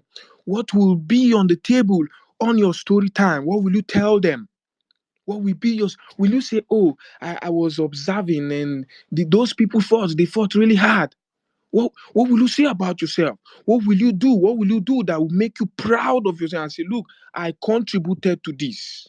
That will make you beat your chest and say, look, we did it. I want to look back tomorrow and say, yes, we did it. Let me tell you something. I had an account and I was anonymous on the account, though it got blocked.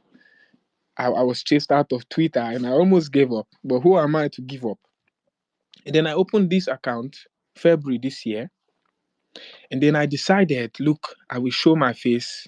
I will speak limitlessly. But first, I know I might be at risk. My safety might be at risk. My freedom might be at risk. My family as well. Then I called my dad. I said, look, this is what I want to do. And these are the implications. And he told me, he said, look, my son, I, your father, have been looking forward for this opportunity.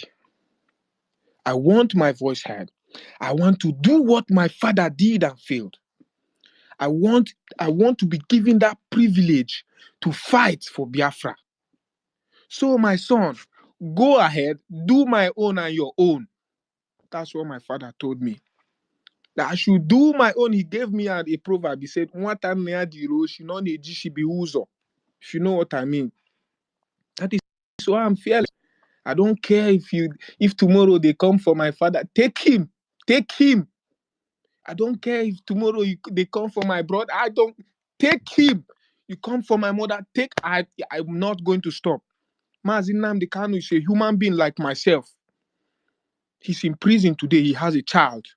He has a wife. He has family. He lost his father and his mother for this struggle.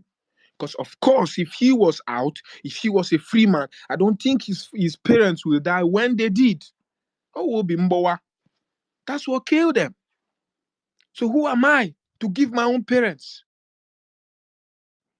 Who am I to give my siblings, our siblings to this struggle? And one nigga purapu, and then he didn't come back. What happened? He was killed by a Nigerian soldier. He was killed. Why? What did he do? Because in a flag, he did nothing. I watched a video of my brothers being drowned in muddy water. It is so sad that after all this sacrifice a lot of people have done for you and me, people who stood out, people who said, come what may, I will stand for the right. I will speak up. I don't care about consequence. And they died for it. Thousands of Biafrans are in prison all over. We talk about Mazi Nnamdi Kanu because he is who he is. How about thousands of Biafrans who are in prison? People we don't even know their names. People whom, when of course, they are human organ traffickers. Of course, that is what they are. And when they need an organ, people, Biafrans, who they just go point and kill and take whatever they want. We have Biafrans all over, in all the prisons all over, scattered all over Nigeria. People we don't know, people we are not even sure if they can ever be free. People, I can tell you that they have already been sacrificed for this cause. They are still alive, but to us, they are dead. And I must tell you, they have no regrets. They have no regret. If you can go and hear from them, they have no regret. If they have no regret, they are in trouble already. And they have no regret. Who am I? And then I am free. And someone will tell me not to speak up. Someone tell me I'm jeopardizing my freedom. I'm jeopardizing my desire. I don't care about all those. I'm taking out of the way today. Someone more terrible comes up. That is how it has always been. You took Wazirike out. Nnamdi Kanu came out. You locked Nnamdi Kanu up. Simon Ekpa came up. Although Simon Ekpa is the last bus stop, but I must say, we have more beasts ready to be unleashed, waiting for an opportunity. We have people who are more terrible that the Nigerian government will say, Simon Ekpa was a saint. Yes, that is what they said about Mazi Nnamdi Kanu. He's a terrorist. He's an evil man. He's this, he's that. Today, recently, about 50 members of the Nigeria House of Reps, came up and they were agitating for Biafra, for Mazi Nnamdi Kanu's freedom. He's innocent. He did nothing. Let him go. The Nigerian media, everybody is coming out. Allow Mazi Nnamdi Kanu. So, this one, that everybody are coming out. Allow him. But these are the people who said he was a terrorist. These are the people who said he was misleading the youths. These are the same people who said he is dangerous. These are the same people who say, thank God they've arrested him. We can now all rest. And then somebody more terrible than he is. If that is their definition for being terrible. And of course, if fighting for your right, if standing your ground is their definition of terrible, I want to be terrible. Yes, I want to be terrible. If standing your ground is a definition for being terrible, I want to be terrible. If speaking up and insisting on justice is their own definition of terrorism, please call me a terrorist. I am proud to be a terrorist. I don't care about consequences. I don't care. A lot of people have done a lot for this. If I have done nothing, you have done nothing. Irrespective of how much you have given nothing. It is no more than life. People gave their life. So we must do more. We must do more.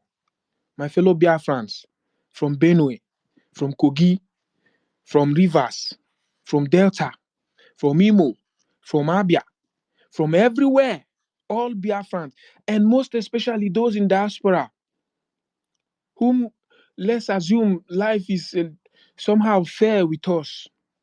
Let's make sacrifices. We need to make sacrifices. We must make sacrifices because the restoration of Biafra is a must. It must be in my time. Come 2nd of December, let us expect whatever comes.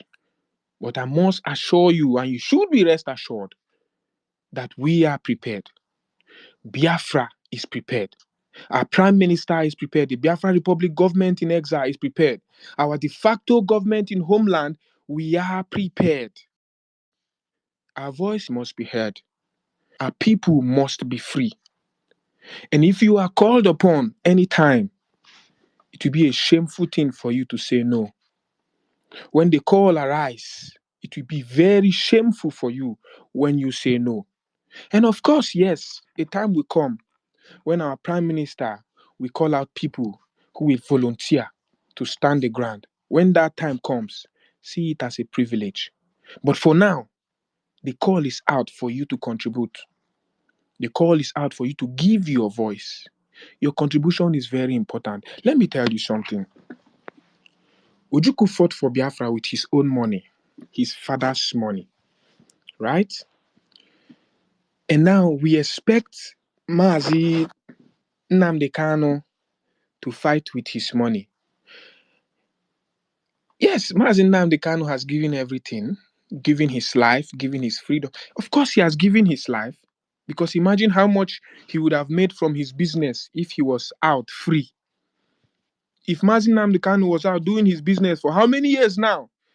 How much income have you made for how many years? We know you should be making gain from whatever you're doing. But this man, they pause his life. Like when you're listening to a music and then you pause. He paused his life and he's just there. He has given his life. And Simon Ekpa came up and gave his all. Who are you? Onyeka Mandobu, who is human? Who am I? Please, let us give. Let us give. If you were giving £50 before, please increase it. If you were giving 100, please, you know how much you have. You don't need to be. You don't need a special fellowship. We don't need to do a offering time for you to come out and say, okay, I'm giving it voluntarily. You don't need to be asked. You don't even need to wait for when fundraising is ongoing. The website is there. I'm glad for the system right now. You don't need to pay into someone's account. Like during like DOS, they tell you let's no longer pay into Mazi Keneko. Let's not pay to his account. Now let's start paying to so person. And tomorrow here, Mazi, this one has eaten the whole money. Let us now be paying here. No, it is not like that. the account we have been paying is still the same account we are paying into. This government is valid. This, let me tell you, Ndegona Akuko have taken over the struggle. That is why we are moving in full speed. That is why they try to hold us here. I am here. We fall another way. They see we have them here. You see them grooming. You see them coming up in full speed because Ndegona Akuko have taken over. People who are learned, intellectuals have taken over. People who know the value of freedom. People who know what exactly we're talking about when we're talking about independence. People who were born for this cause, not touts, not miscreants, not useless people. I remember when I was in Jos, there's this man, he always talk about Biafra, and people say people who talk about Biafra are touts and useless people who have failed in life, and they are looking for an occasion where God will destroy this world and let everybody start afresh. They are selfish because they didn't make it in life. They want war. They want everything to scatter. That is why they're talking about Biafra. Those days are long gone. We have people who are successful that abandon their success and are talking about Biafra. That's why I take this struggle very seriously. We have people who have abandoned their career. People who had dreams and aspirations and goals to make it to the top, but they put everything aside and say, look, you know what? This is my dream. This is my ambition. You will wait. I will continue when Biafra comes. And of course, when Biafra comes, all in the Bible, all the years that the palmer worm and the canker worm have eaten, you will have it replenished back to you. You cannot fight for this freedom. Imagine Biafra now free. Let me tell you, once Biafra is completely liberated and we have taken over everything and secured our territory, our people living in diaspora will come back. Our people living in diaspora will come back. Like I said, we are in exile. We are in exile. Now, when we have a home to go to, when we have a people to call our own, what will keep us in exile? When we have better opportunities waiting for us at home, what will keep us in exile? You see our people coming back. You will know our population. Our population has been downplayed.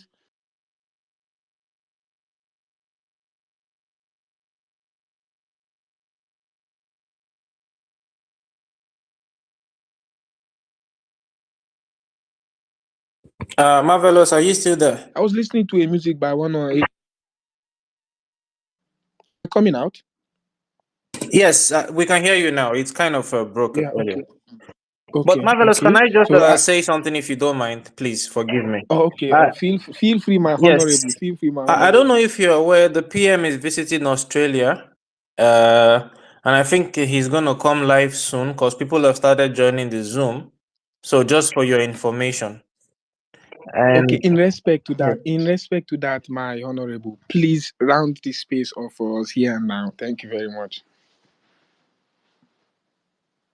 Like you want me to round it up for you. Yes, my honorable. My brother, you know, when I way they do space, when I be strong people, and I don't know. I will respect you guys who hold spaces a lot, and you, Marvelous, I want to encourage you. I know you're very busy. Whenever you have time, you should kindly host spaces when you have time. Because I always tell people this spaces. Some people think it's a waste of time, but it definitely is not. Because we are saving lives. Okay, this X space or X as an app is when based on research is the biggest news media worldwide. People are listening anonymously. People are hearing it. Here where I am, I know people who have told me they are following what we are doing, but anonymously.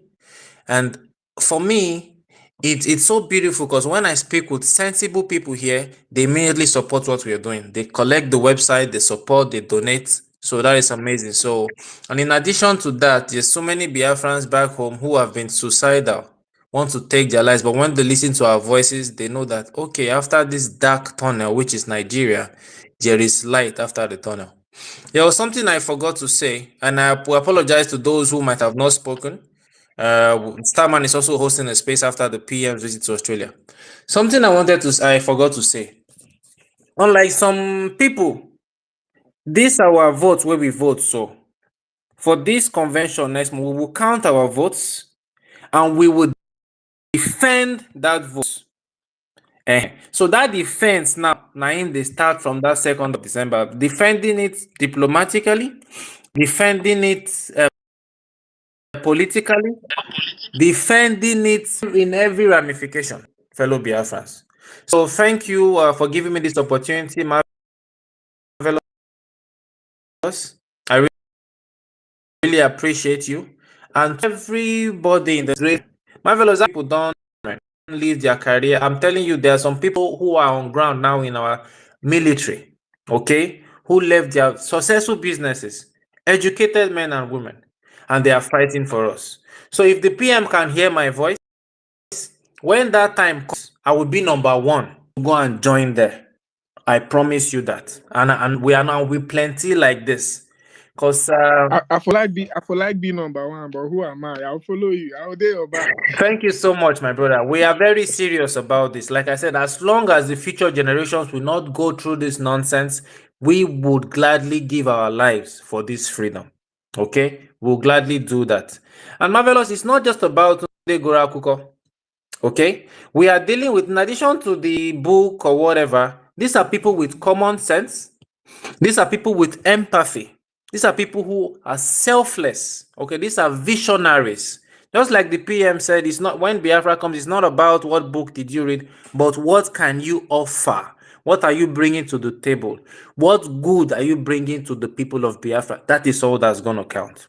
Okay, you must have sense. So thank you so much, Marvelous. I hand over the mic back to you. And God bless every one of us here. And God bless our beautiful confederation, the United States of Biafra. Love you all. Thank you. Thank you very much, my honorable. And I also want to appreciate everyone, my co-host Indaboski. I want to appreciate you. Thank you so much. And everyone who is here, please, I really wish I could mention every Emeka. My honorable Emeka Oragu. I'm so happy for having you here. Doni, Isidore, I love you all. Thank you so much for joining this space. Ugochukwu Biafra, thank you so much. I appreciate you all. Our Prime Minister is coming up next, and we have to end this space now. See you some other time. I love you all. Bye, everyone.